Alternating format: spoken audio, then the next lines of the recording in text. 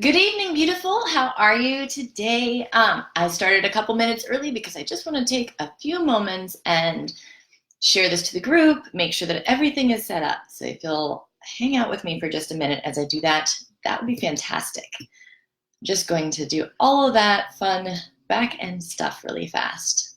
Hopefully it all works out. We'll see. Here we are. I hope that you're doing well. I've been enjoying reading all of your posts and seeing your photos and all of the stuff. Hopefully it all works out. In the group. It's been fantastic. Let me know if you have any trouble at all. I'm just going to check our connection, make sure that it's all set. I see a few people are hopping on. Like I mentioned, I started a couple minutes early. I just want to make sure that everything's working right and get it all set up.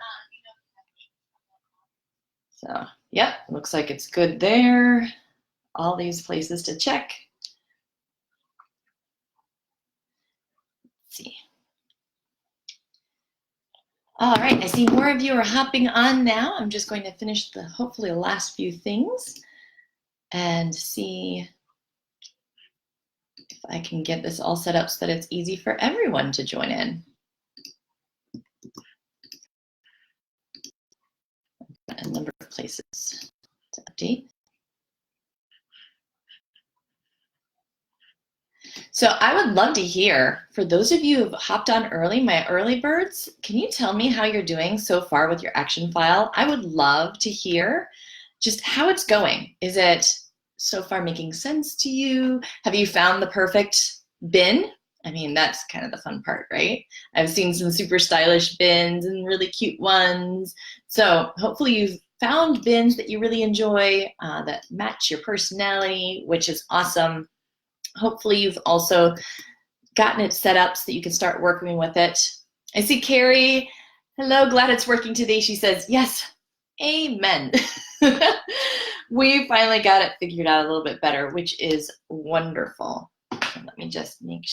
Like I mentioned, I hopped on a couple minutes early to make sure that everything's going to process correctly. So we'll officially start in a minute. But I just wanted to do this real quick. Oh, see, this is why I do it. Turn on Do Not Disturb so I can read all of your comments. So how are you doing with your action file? Have you found the perfect bin? Have you started to make sense of it and get a good feel for it? What's going on with you as far as your action file is going? I would love to hear. Carrie says it makes sense, but she's still gathering her way. Overwhelming slew of papers. Understandable. You are so not alone. I've heard so many people, and I hear it every time we do a paper challenge, and I see it every time I've worked with one-on-one clients back when I used to do one-on-one.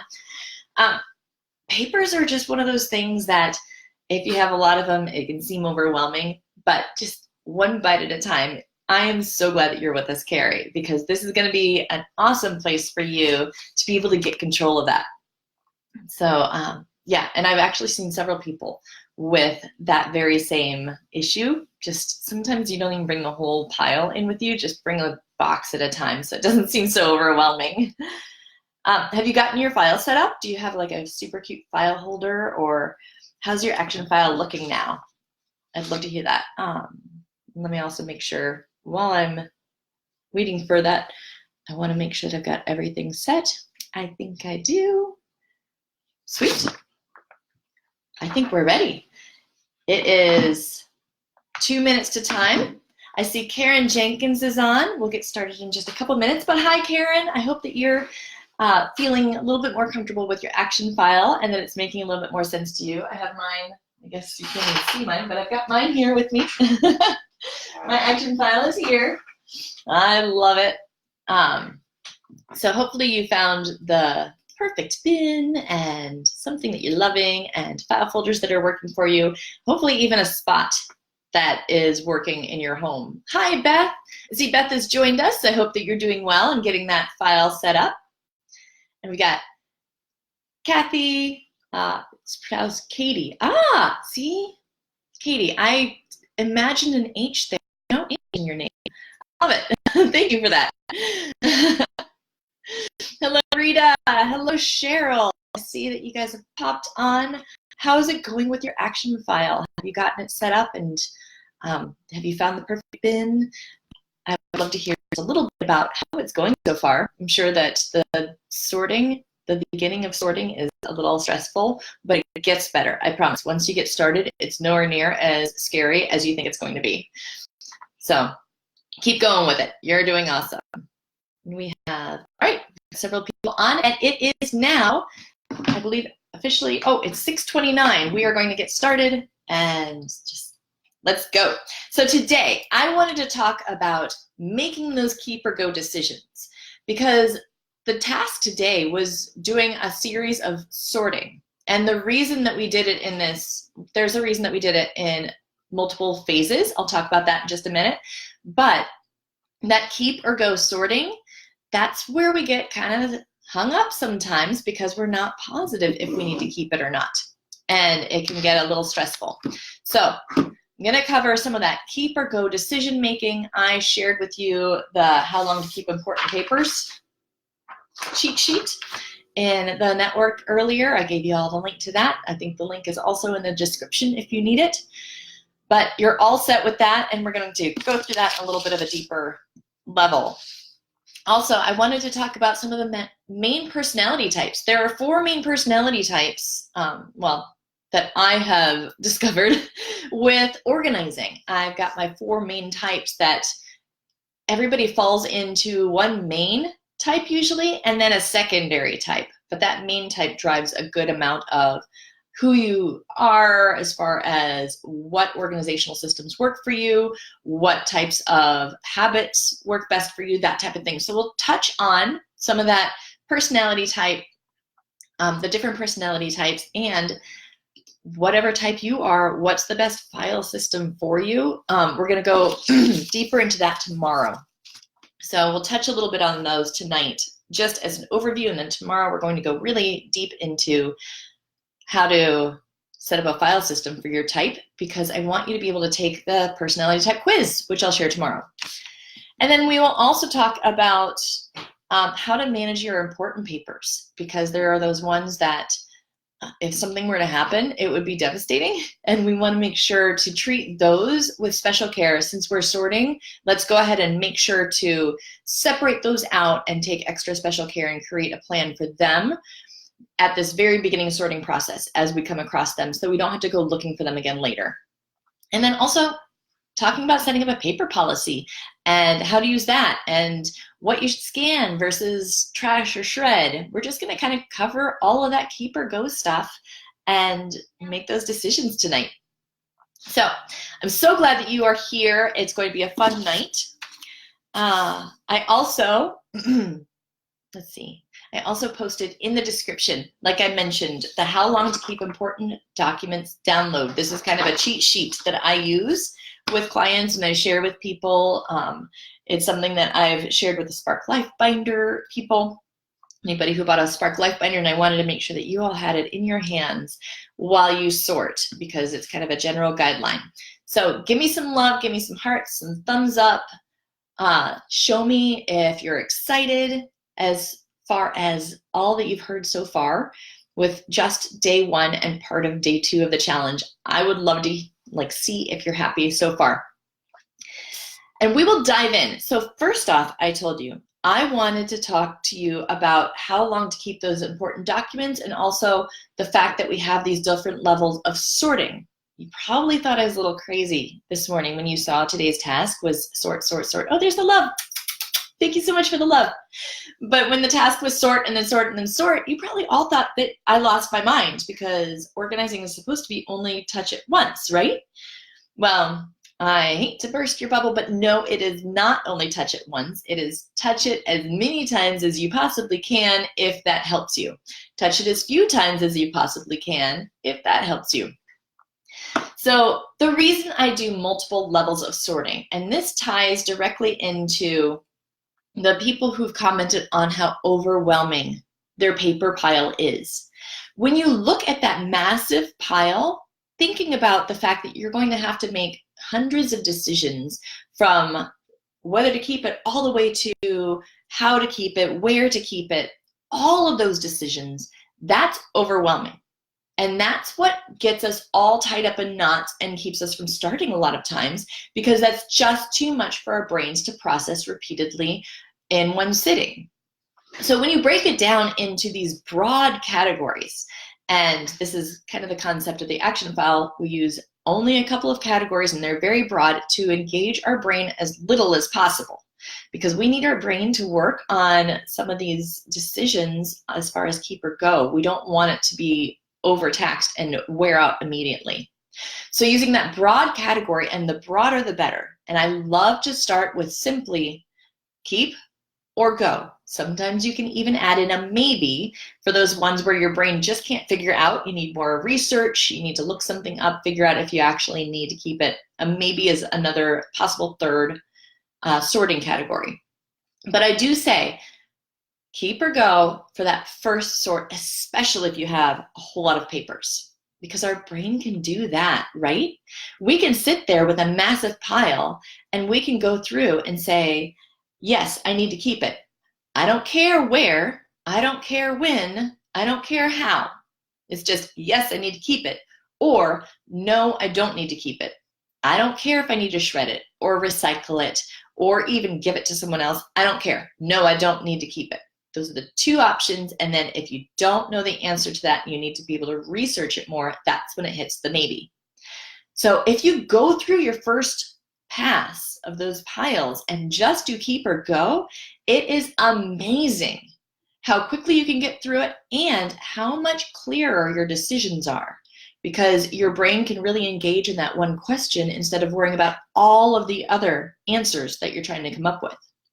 So then once you've finished your keep or go, you can either do keep or go on all of your papers, or you can do this in sort of segments. You can do keep or go for a while, and then with that paper pile, just kind of continue the process. But the second level is deciding with your keep papers, okay, these keep papers, where do I need to keep them? You know, is it scan or is it file? That can be another sort session if you wanted to, if you have a hard time deciding between scan and file. Or maybe you decide to put them in broad categories of, okay, I want to file these. You know, these are my keep pile papers. So I want to file this paper, and maybe you have 10 broad categories for your file cabinet. What area of the file cabinet will go in? Like maybe, okay, finance could be a category, or medical, or education, and then you can have that other category for those random things that don't fit. But you could have some broad categories, and maybe 10 or fewer, just in either containers, or I usually just do piles around me. I sit on the floor and make 10 piles around me and sort them into those major categories, because then when you go to your file folder, you'll see what types of things you need to file, and you'll know what area they need to go in. So it's just taken that massive decision of, okay, I need to file it in this huge file cabinet, but I don't know where, and it's broken it down again for you. So we're making our brains not have to engage as much. And then you do that final sort with the go. That's when you decide, do I need to shred it? Can I just recycle it? Or is there something else I need to do with it? And those are some simple piles to just make really quickly with your go pile. It seems like it would take longer to sort all of your papers 3 times, but it's amazing. It actually takes less time to sort them multiple times, because your decision making is so much faster and you can go for longer without being absolutely exhausted. So it takes less time, and then it's so much more refreshing and relaxing. So that is the why behind my really weird day 2 multiple sort task.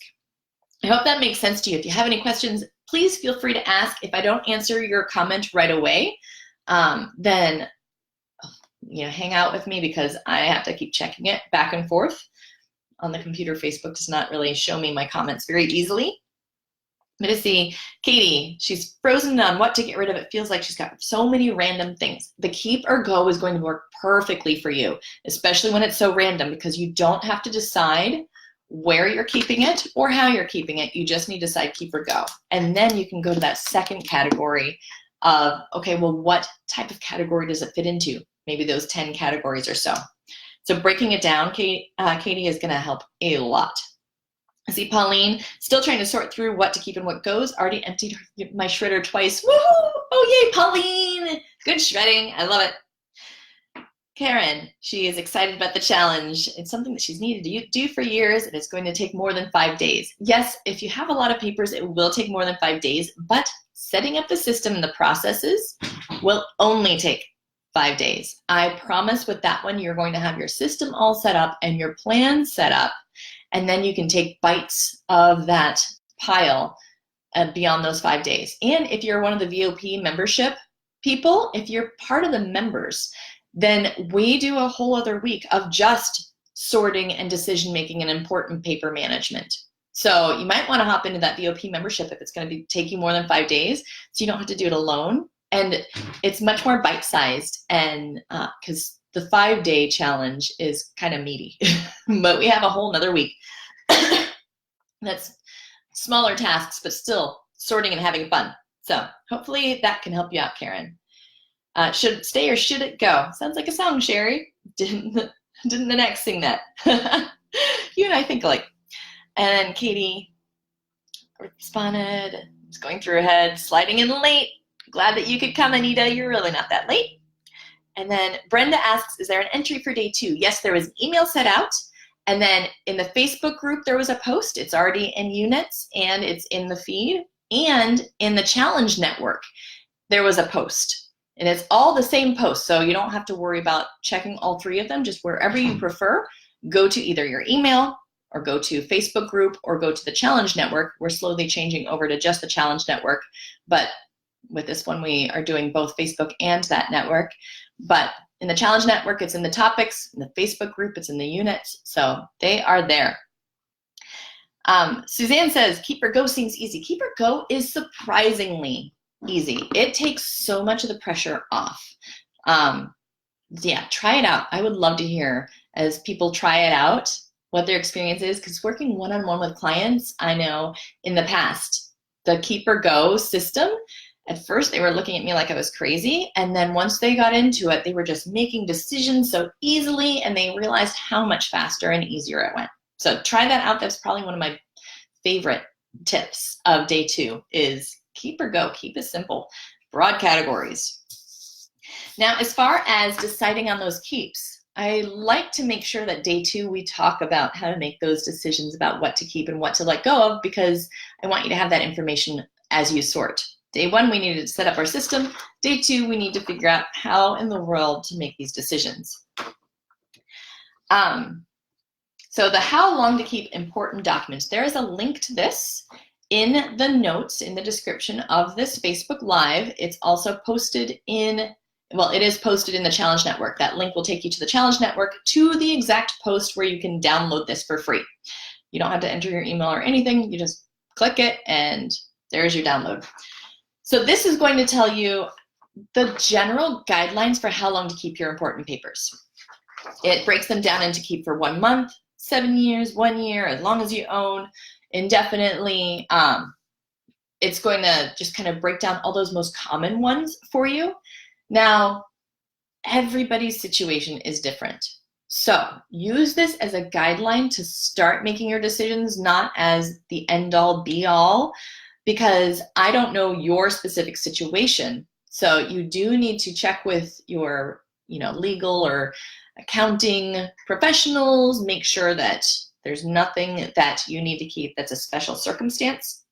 And also, this is more of a conservative list. So if I were to be pretty conservative with keeping papers, these are the rules that I would stick by. Now, I personally am not a super conservative paper keeper because I hate paper. I really don't want it around. So the more I can get rid of, the better. So you don't have to keep all of these this length of time. Make your own decisions. A lot of these can also be scanned. So this does not necessarily mean it has to stay in paper form. Just because it says papers, it can also be scanned papers. And if you're not comfortable letting go of some things during the time period that this says, that's okay. Then don't let them go for you. It might just be a comfort thing and keep them longer, or you might have a special circumstance. So that's kind of my PSA on that one. Katie says, what are your thoughts on all the privacy notices companies send each year? Keep or go? Honey, I let those go because there are so many of them.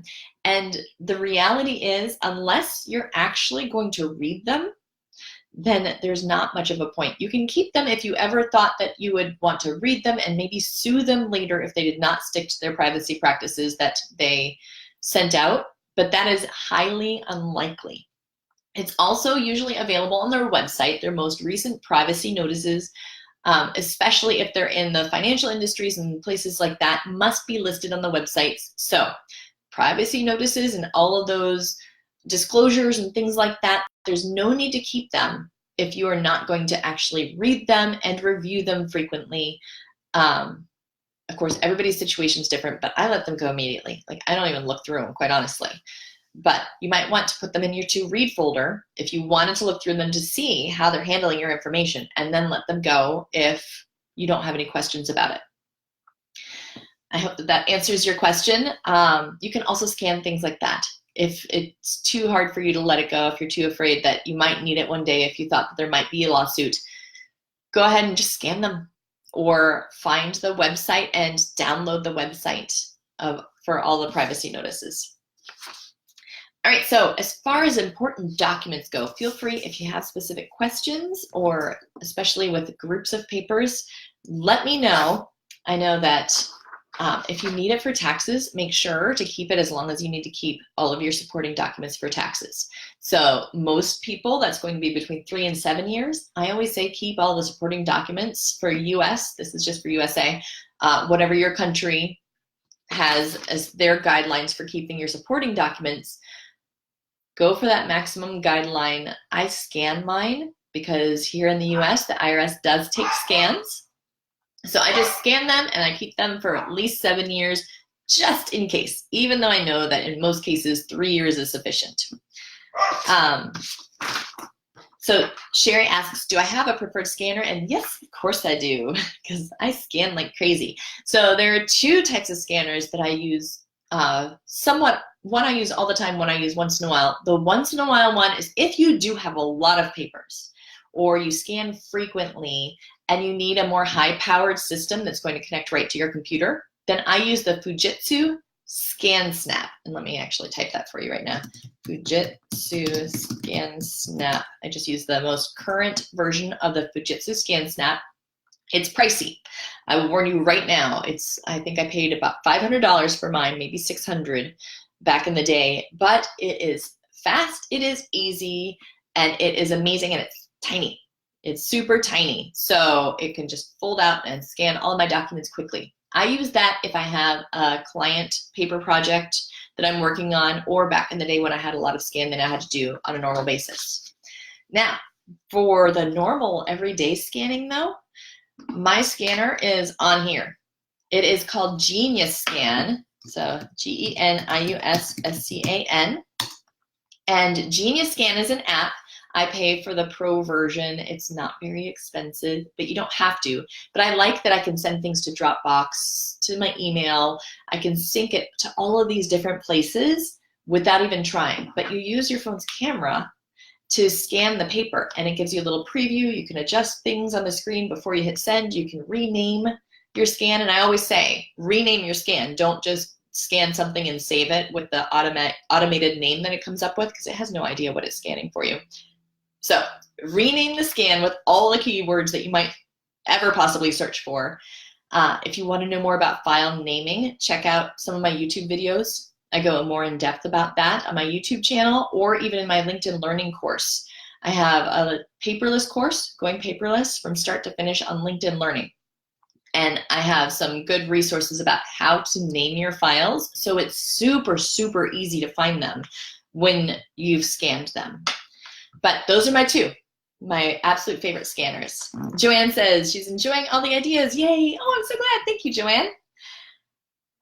Let's see. Yes, so Karen, yes, you don't have to shred the whole paper. When you're shredding, Karen says that she just tears off the top of the page that shows the name, address, and account number and shred that. The rest just throw in the trash. What do I think? I think that's great. Yep, I quite often just tear out the personal information if it's something, especially when they send like a prospectus from a financial industry, like somebody who I have stocks with or something. They send these big old books. I rip off just what's about me, which is usually just that first page, shred that, and then the rest goes to recycle. So you don't need to shred absolutely everything. Pauline says, how come we can't see comments? I'm not positive why you can't see comments, Pauline. If you're watching through the recap page, it's possible that you might need to go to the Facebook, the actual Facebook Live on Facebook.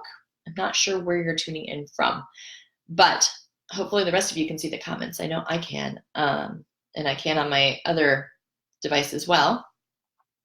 So let me know if you have trouble, and you can also, Pauline, see the comments later as well in the replay on Facebook. But if you're on the recap page, then a lot of times it does not let the comments show through.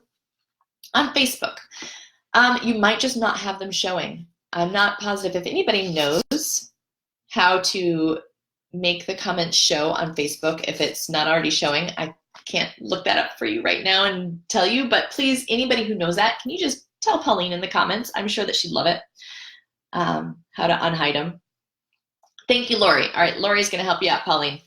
You are awesome, Lori. Yay. So Denise asks, what is Dropbox? Dropbox is an online cloud storage service. So it's like a file cabinet, but over the internet. So it's stored on it's on Dropbox's main servers instead of on your computer. Or you can have them stored on both places so you have a duplicate in case your computer exploded, which you never know what's going to happen these days. So Dropbox is one of them. Google Drive is a common one. OneDrive, Box, all of these are just cloud storage services. And Dropbox is one of the big ones that's out there. There we go. Awesome. So Sherry's also helping Pauline. Yay. So as far as important papers go, in general, I do like to make sure to keep for a month. I usually keep any receipts that I might return something to the store for that I don't need for taxes. This is not a tax thing. This is just if I don't need them for anything else, I might return something. Then I put them in my to pay or my to do file folder. In the action file, my handy dandy action file, put them either in to pay or to do, and then that way at the end of the month, if I've decided not to return it, or as soon as I realize I'm not going to return the item, then I just let it go. And usually, as long as there's not any credit card information on it, I just recycle it. If there's credit card information, then I shred it. So that's credit card receipts, cash receipts if you don't need them for taxes. Also, as soon as you realize that you don't need to return the item or dispute anything, you can let it go. If you need it for taxes, I just put it right away in my tax file. So it would go in my to file folder in my action file, but then after that, once I file it, I would file it in with my tax area in my filing cabinet. As far as large purchases, so if I were to buy a big screen TV or something where there's a warranty that would need the receipt, first off, when I do, the first thing I check is, do they need the original receipt for the warranty to be good? The second thing I do is I either scan or photocopy that receipt, because as we all have seen in the past, sometimes receipts fade, and then it is just too bad. There's no way to show that this was a receipt that was for that purchase. So I either photocopy it or I scan it, and then I put the original receipt, and if I photocopied it, I also put the photocopy with that warranty booklet, and I put that in with all of my product manuals and warranties that I keep. So that way, if I have a problem, all the information I need is right there. Also, if they do need any kind of barcode from the box, whatever the warranty says that it needs, in order to honor that warranty, I staple all of that right to that manual. So it's there in case I need it. So that's for the large purchases. Oh, thank you guys so much for helping Pauline. Sorry, I'm gonna do a little sip of my water. It's kind of a flavor water. All right, Kathy asked if I scan to Evernote. I don't scan to Evernote personally, but that's because I use Evernote more for my ideas, but you can scan to Evernote, and it's fantastic for that. I have a number of people who've set up systems in Evernote exactly that way so that they can scan to it.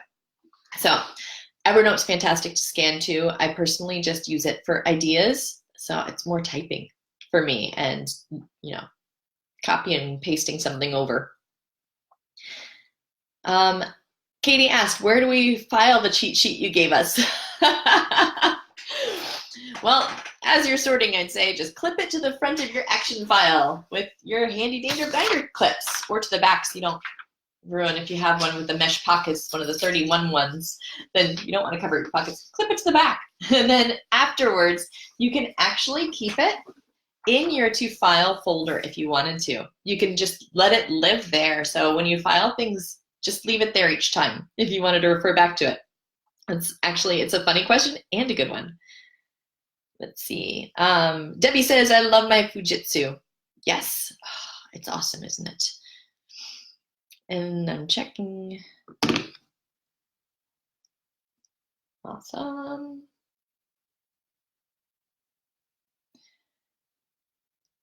Okay, so my mom passed away in 2016. Mrs. Linda says that mom passed away in 2016. I've had anything and everything paperwork wise back to 2001. Yeah, right? Can I toss or shred everything? She filed taxes for whatever it was worth. At this point, should I continue to hold her papers? And if so, how long? So I will give you the general advice for this. Double check if you have an estate attorney or anybody who helped you through and can advise you about any specific circumstances you might have. But in general, you want to keep the tax documents for as long as the regular tax statute of limitations is. 3 years, 7 years. Like I said, I always go for the safe bet and keep them for 7 years. And then you can shred everything except they want you to keep the actual tax return, that 1040 page, and whatever actual tax return you submitted. You might be able to let go of the supporting documents, but they do want you to keep that supposedly indefinitely, it says, through the IRS. So I scan those because there's no reason that I need like 50 years worth of tax returns. I just scan those into one folder, so that way I've got all of them. You can do the same. You can just scan hers because you don't need to keep the original. As far as other documents, once that tax statute of limitations is up for the tax documents, generally that's a great time for the other documents. You want to check what the statute of limitations is in your area, your state, for if they come back and dispute the estate settlement. And that's really the main reason that we keep most of these documents once somebody has passed away. If somebody contests the estate, then there's a statute of limitations. Often it's 7 years. It's sometimes less, but usually 7 is about the safer range. Check with yours, like I said. But keep anything that would relate to the value of the estate and how it was dispersed in case anybody comes back to contest it. Keep the tax documents for the tax period.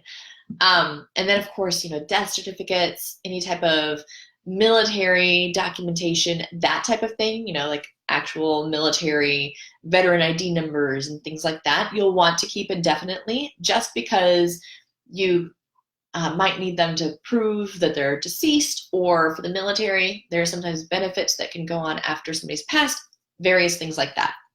So I hope that helps. Let's see. So that was Linda. Debbie says, great advice. Thank you. Thank you so much. And I see Patricia's here. Brenda's here. Welcome, guys.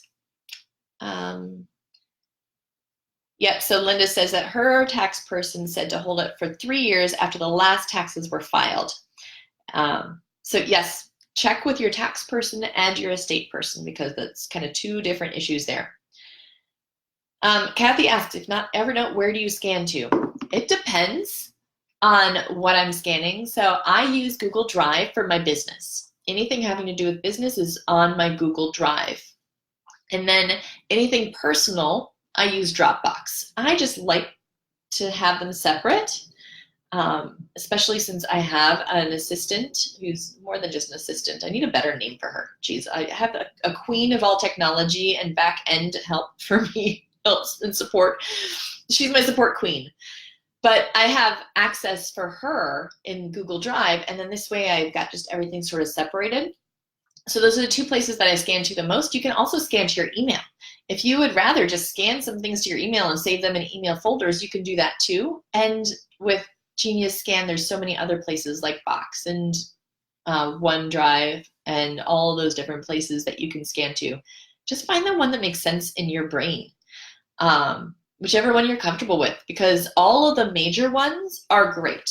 So you don't have to worry too much about which one's the better one. It's just which one you're more comfortable with. Perfect. So we talked about some of the how long to keep important documents, and that we have this handy little sheet here. Now I will say another thing that I do is medical papers.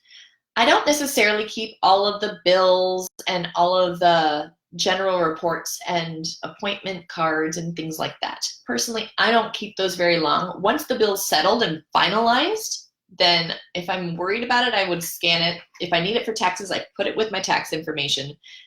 But once it's finalized, I do not keep it.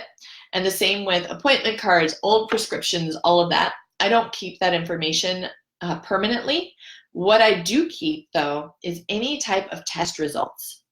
If it's a scan, if it's blood work, any type of testing that I have done, I might need in the future to see a baseline of when I was healthy, what those levels were.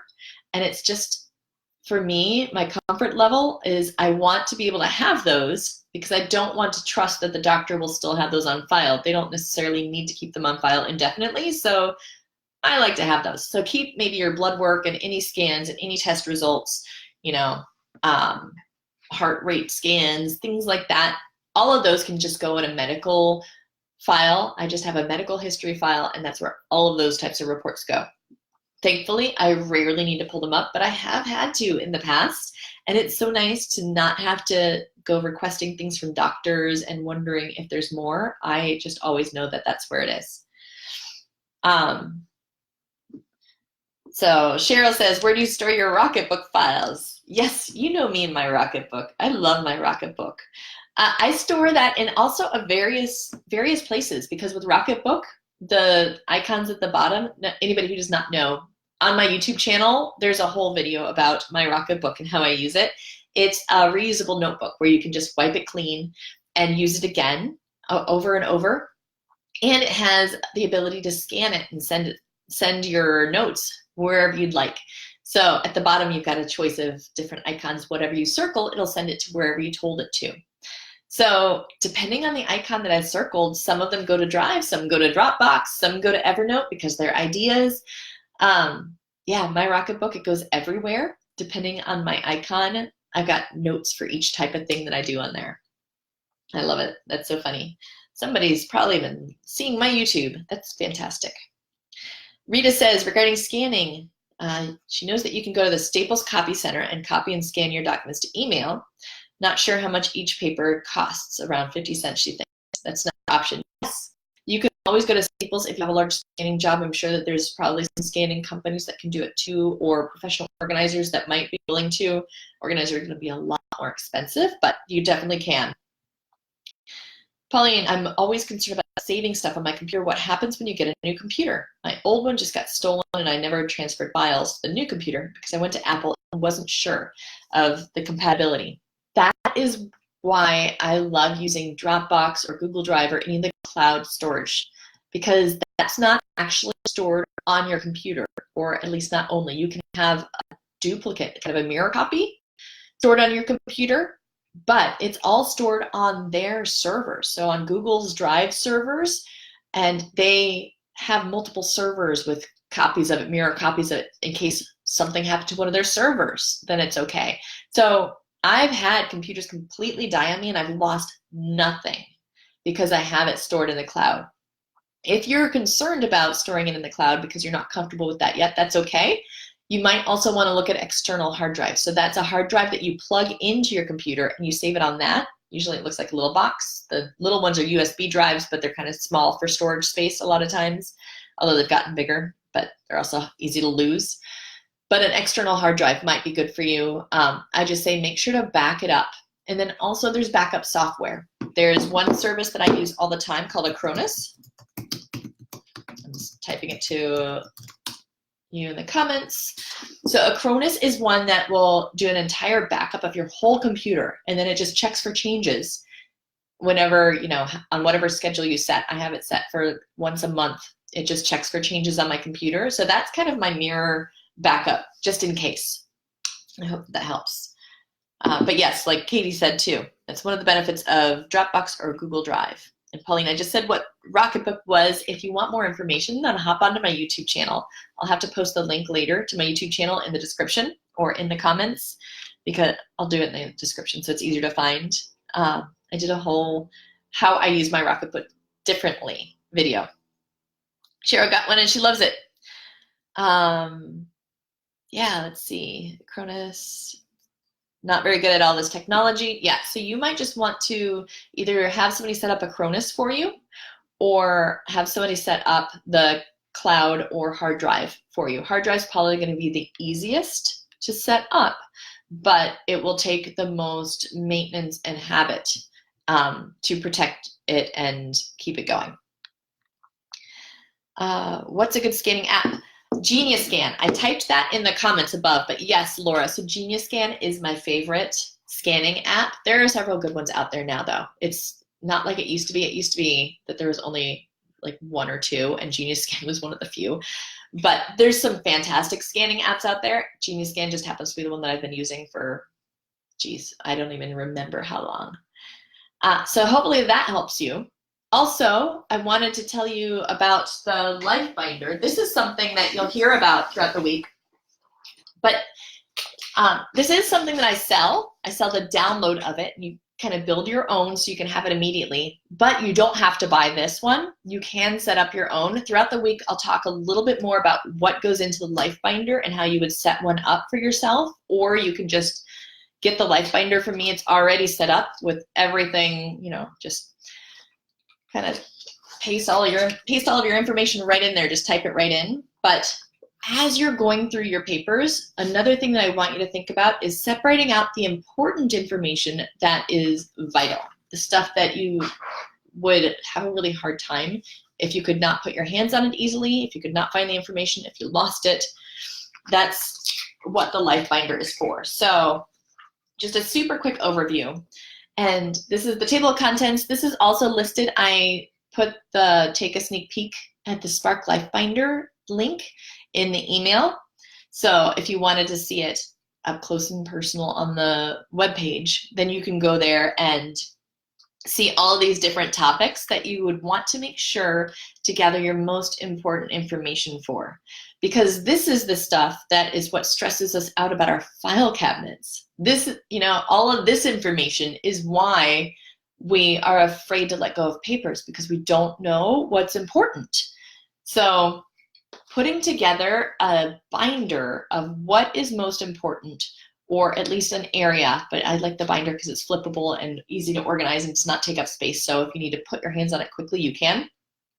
But this would be, healthcare providers, medical history information, what funeral arrangements would you prefer, so that people know if something were to happen, passed away, what are your preferences? Do you have prepaid burial plots or something? Your financial data, both for you, if something were to happen and something gets stolen and you don't have those numbers, then you can go to your Life Binder, the one that you create, and it would be there. And also, if something were to happen to you, people know if you have a bank account that they did not know about, you've got a savings account, it would not just get lost in the shuffle and possibly forgotten. Legal information, any type of assets, including if you have a storage unit or a safety deposit box, real estate information, any type of contracts, memberships that you have, your important contact information, any investments, any insurance policies, like I mentioned, the medical information, who your doctors are and where the different people are that care for you and your family and your pets. All of that type of thing. I have put this together so it's super easy. I actually created this for clients. I did not create it to sell originally. I just sold it to my one-on-one clients back when I was organizing people, because these are the things that they were having a hard time.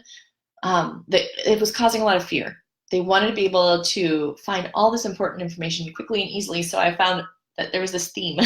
And I was putting these together for clients all the time. So I just kind of created one over the past 13 years. And this is 13 years worth of gathering information. But as you can see, each section of the life binder is just fill in the information for whatever it's asking for. Like this one right here is all of the medical people, and it gives you prompts in case you forget. Oh yeah, optometrist. I should enter the optometrist if you have specialists. It will give you actually all of the different categories. The nice thing about the life binder is it gives you all of the categories and kind of, it's a reminder checklist. So if you don't have something, like if you don't have a living will, then you're going to realize that you don't have a living will when you're using the life binder, because it's going to ask you where your living will is stored. And if you want to save a copy of it with the life binder, well, that's going to tell you, oh no, I need to think about possibly getting a living will. So like I mentioned on the life binder website, it does have the different topics that the life binder covers. You can also purchase this because it's just nice and easy. You can download all the papers. It tells you exactly what dividers to get and the binder to get. You just download them, print them, hole punch them, and stick them right in, and you're ready to go. As you're sorting, I want you to pull all of this vital information out of those papers. So whether you use the Spark Life Binder or create your own, that you can have them fast and at your fingertips. So all of that important information, create a separate bin just of important documents. So that way you can at least scan that, you can organize it in a way that you can find it quickly, and you can just give yourself some peace of mind. Along with the life binder, well, like I said, we'll go over it later, but I also have an emergency binder that you kind of grab and go if you have to go to the hospital. So some of the things that you would save for your emergency binder would include doctors' contact cards, the business cards for doctors that you go to in case they needed it. If you needed your prescriptions, I always save those prescription sheets. If I get a new prescription, the newest, when I first get it, I throw that in here. So if I go to the hospital, they know exactly what medications I'm on, how much, what the dose is, who prescribed it, are there any interactions. It has all of the information they might need, and I can grab and go in an emergency for me, or there's one tab actually for everybody in my family. So that is the Spark Life Binder. Make your important papers section as you sort, because it's a lot easier to do it now while you're sorting than to try to go back and find all the information. I can't tell you just how many people have told me what a blessing it was to have the Spark Life Binder. So in like desperate situations, they had the information they needed instead of being stressed out. So there you go. Make a important papers pile. I'm just checking the comments right now. Okay, Linda says she missed where to get the sheet showing how long the paper should be kept. Yes, it's in the description in this video, as well as in your email today for the day 2 email.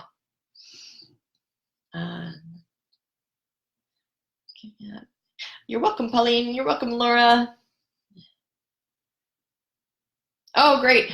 Rita says, I've been wanting to do this for a while. I want to do this for 2019. That binder, genius idea. I love the binder. And I'm sure that as we talk on some of these videos, there will probably be a few people who've bought the binder, and they'll probably pipe in about their experience. I've had such amazing feedback. I just launched it to the public earlier this year for the first time. So I've got a few people, well, a bunch of people who've purchased it and just love it. Insurance policy in the binder, or just the provider's name, telephone number, and the policy number. You can do either. I prefer to just put the name, policy number, provider, and their phone number, and maybe even their website in the binder, instead of taking up all the space of having all the insurance policies there, especially since you can always call or hop online to view the policy. The most important thing is just having that policy number and their contact info. So that's what I would put in the binder. And also if something happened to you, so that people know that there is an insurance policy. Because if they don't know, then they can't necessarily file for it appropriately. Mary says, hi, Mary. Hi, Nelda. Nelda says, it's Nelda again, coming in late. No problem. I'm so glad that you made it. She says, I need to get this life binder. Yes, definitely. It has been such a blessing to so many clients. So hop on over to the Spark Life Binder link. I will add that to the description as well.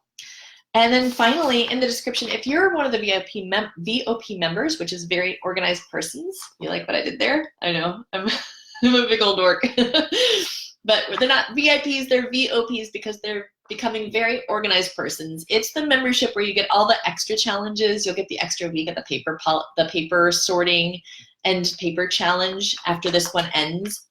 They get to keep going with even smaller bite-sized tasks of sorting and organizing their important papers and getting their Spark Life Binders together, all of that fun stuff. If you're a member, they also have a bunch of bonuses within the group, and one of the bonuses is the paper policy. So you can download this if you're a VOP member. You can also, in the description, there's a link to become a member. It's like $6 or less, depending on what your platform is, if you are on iPhone or Android or what. Between like $4 and $6, depending on your platform, per month. And you're going to get all sorts of stuff, including bonuses and challenges and stuff like that. But we have a paper policy, or you can also just create your own. So a paper policy, the whole purpose of this is to record what decisions you made about your papers.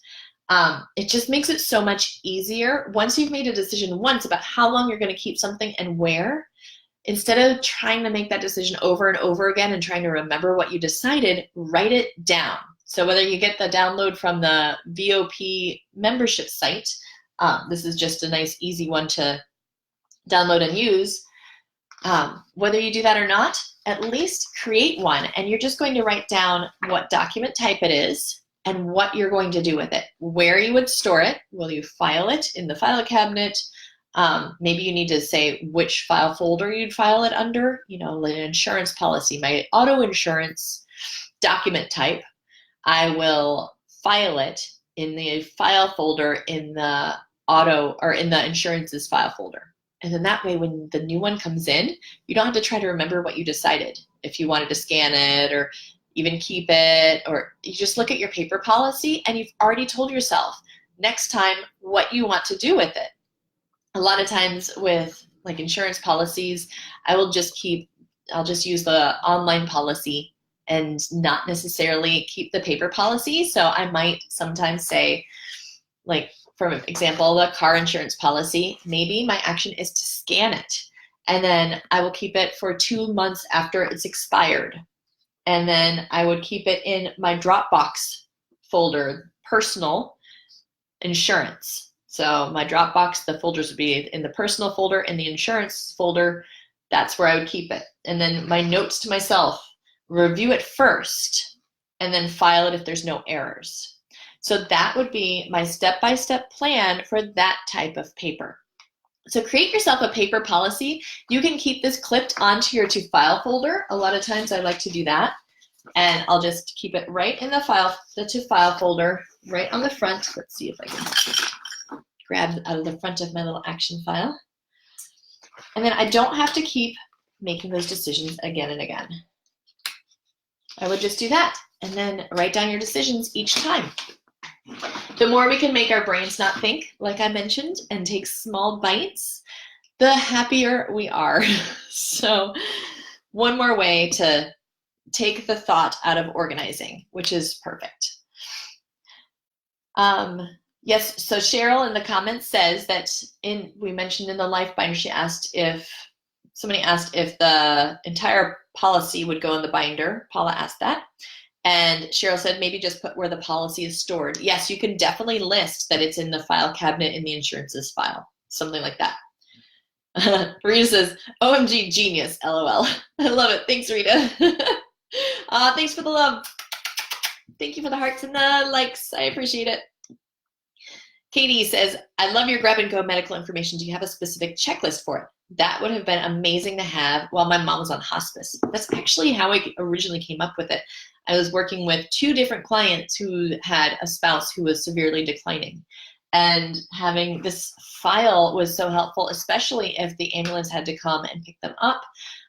or if they had to grab and go really quickly, or just to take to doctor's appointments for what prescriptions they are on. This was their grab and go. I don't necessarily have a checklist for it, and I will go over this more in the next few days of the videos. But in general, I keep the emergency instructions, if you have a DNR on file, and put the original of anything like a DNR, living will, or anything that you need to have on site, put the original here. Your power of attorney, if you have one for somebody that you're caring for, you would put that in the binders that you have it with you. But also business cards for doctors that you see. If they have any allergies, you'd write that really big on the front page. I usually also put a picture of the person in front of their tab. I either tape it, if I just have regular dividers, I'd tape it to it, or this one actually is a lovely pocket one. But that way, if an ambulance comes and they're not able to speak, just grab this folder and they can see who this is belonging to. So obviously Jeff would be the man in this picture. That's my husband, my moose pie, Jeff, and me. But yeah, so I throw a picture of them in there. I also keep any type of emergency notes, like even if there's pets in the house, what to do with the pets in case of an emergency. Identification numbers, letters of instruction, blood type, emergency contacts. If you're an organ donor, I usually throw one of these business card holders in, so you can just slide your business cards in there. Again, photo of the person. And then in the back, I throw a pocket.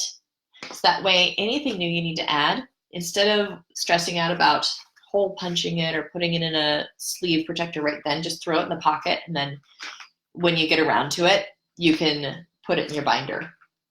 But that's the life binder. Yeah, so I hope that answered your question. So, okay, great. Now, feel free, if you have any other questions about papers to keep, tomorrow night we're talking in depth about those personality types, the 4 personality types, and during the day tomorrow I will try my best to post a personality types quiz. So you can take the quiz and figure out your personality type.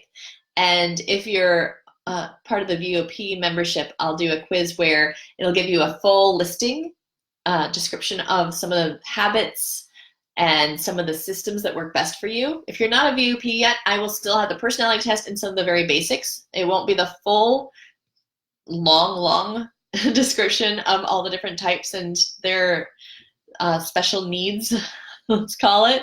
But it'll give you the very basics to help you figure out what your type is and figure out what you need a little bit better.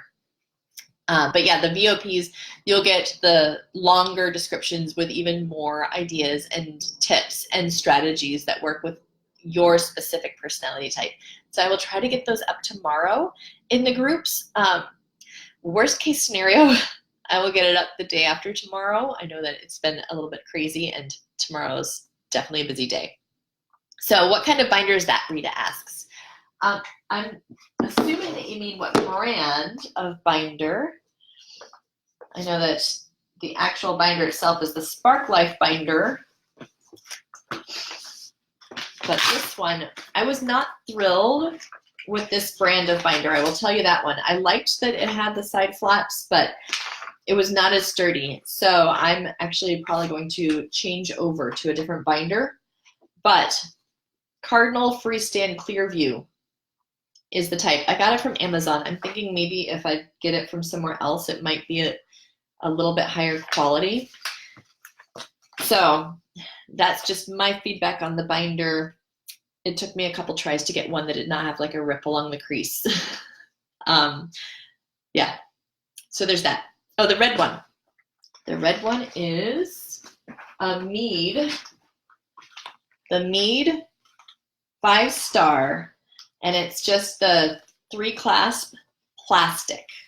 And I always do the plastic one with the emergency binder because it needs to be able to take a beating. So it's the plastic one. This one even has like a little clear pocket in the back. So that is the red one. But good questions. I don't think I have. Yeah, I don't have that one there. So, And then just because we're talking about it and I came across it in the folder here, I got this email last time I opened up sales for the Life Binder because it was not available all year. I'm just reopening the ability to purchase it. But I had an email from Sharon that says, thanks, Susanna. The minute I opened the PDF of the Life Binder, I knew I made the right decision. I'm one of those people who says, I'll do that on my own. But when I saw how organized and well thought out the information needed is, I gave myself a pat on the back. Thank you, Sharon. So that's what Sharon said when she got the binder. And that's why I put it together, to kind of make it super easy. It'll direct you what you need to do. Just fill in the blanks, find the information, and you don't even have to do it all at once. I say, as you find the information, enter it in your binder. It does not need to be a massive project. Just fill in what you have at the time. And then as other things come in or as you find them, start to fill in more. Yeah, not a massive project. Let's see. All right. So Rita says, that's good to know. I need that also. Thank you so much. You're welcome, Rita. I have really enjoyed talking with you tonight. Like I mentioned, if you have any other questions about what papers to keep, what to let go of, then just comment in the comments, and I will try to keep watching the comments off and on a couple times tomorrow, and I'll try to answer you. Also, tomorrow I will be back 6:30 on the live. The same spot, because yay, it worked tonight. I hope you could all find me really easily tonight. But yeah, so check out the Spark Life Binder. The nice thing is right now, normally I had it for $125. Right now I've got it for just $99 for just until Sunday night. And then it's going to go back up again to $125. Plus, I will be adding some bonuses throughout the week. Right now I don't have the bonuses up, but if you buy it early, then you will be guaranteed to get the bonuses. So don't worry if you buy it and you see that there's a bonus, you're getting it. Don't worry about that. But I would say grab the Life Binder while you can, because Sunday night it goes back up in price and the bonuses won't be there. And one of the bonuses that I think I'm going to offer is actually going to be for just the first people who get it. So if you get it ahead of time, then you're already one of the first people. I will put the link in the description, and it's also in your email, your daily task email, and I believe in the task for either today or tomorrow in the group. Don't hold me to that, but I'm pretty sure it is. Either way, check it out. If you want to get it, it's easier to get it at the beginning of the challenge and be able to print it out and go along with the Life Binder as you come across the information than it is to try to play catch up after the challenge. So if you buy it Sunday, it'll still be useful, but it'll be a bit more work because you've already touched all those papers and filed them, or you've got them in your to file and now you have to go find them again, instead of as you find things, you know what you're looking for and you can just fill it in as you go. So Rita says, yes, exclamation point. Michelle says, thank you very much. You bet. I love you all so much. I can't wait to see you tomorrow. Let me know if you have any questions before that, and check out that Spark Life Binder. I will see you very soon. I love you.